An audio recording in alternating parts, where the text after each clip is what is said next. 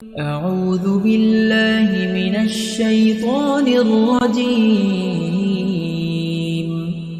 بسم الله الرحمن الرحيم. الرحمن علم القرآن خلق الإنسان علمه البيان الشمس والقمر بحسبان والنجم والشجر يسجدان والسماء رفعها ووضع الميزان ألا تطغوا في الميزان وأقيموا الوزن بالقسط ولا تخسروا الميزان والأرض وضعها للأنام فيها فاكهة والنخل ذات الأكمام والحب ذو العصف والريحان فبأي آلاء ربكما تكذبان خلق الإنسان من صلصال كالفخار وخلق الجان من مارج من نار فبأي آلاء ربكما تكذبان رب المشرقين ورب المغربين فبأي آلاء ربكما تكذبان مرج البحرين يلتقيان بينهما برزخ لا يبغيان فبأي آلاء ربكما تكذبان يخرج منهما اللؤلؤ والمرجان فبأي آلاء ربكما تكذبان وله الجوار المنشآت في البحر كالأعلام فبأي آلاء ربكما تكذبان كل من عليها فان ويبقى وجه ربك ذو الجلال والإكرام فبأي آلاء ربكما تكذبان يسأله من في السماوات والأرض كل يوم هو في شأن فبأي آلاء ربكما تكذبان سنفرغ لكم أيها الثقلان فبأي آلاء ربكما تكذبان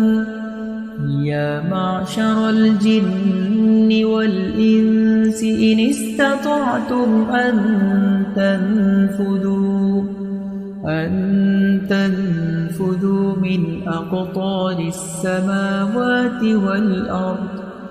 من أقطار السماوات والأرض فانفذوا لا تنفذون إلا بسلطان فبأي آلاء ربكما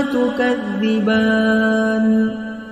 يرسل عليكما شواظ من نار ونحاس فلا تنتصران فبأي آلاء ربكما تكذبان فإذا انشقت السماء فكانت وردة كالدهان فبأي آلاء ربكما تكذبان فيومئذ لا يسأل عن ذنبه إنس ولا جان فبأي آلاء ربكما تكذبان يعرف المجرمون بسيماهم فيؤخذ بالنواصي والأقدام فبأي آلاء ربكما تكذبان هذه جهنم التي يكذب بها المجرمون يطوفون بينها وبين حميم آن فبأي آلاء ربكما تكذبان ولمن خاف مقام ربه جنتان فبأي آلاء ربكما تكذبان ذواتا أفنان فبأي آلاء ربكما تكذبان فيهما عينان تجريان فبأي آلاء ربكما تكذبان متكئين على فرش بطائنها من استبرق وجنى الجنتين دان فبأي آلاء ربكما تكذبان فيهن قاصرات الطرف لم يطمثهن إنس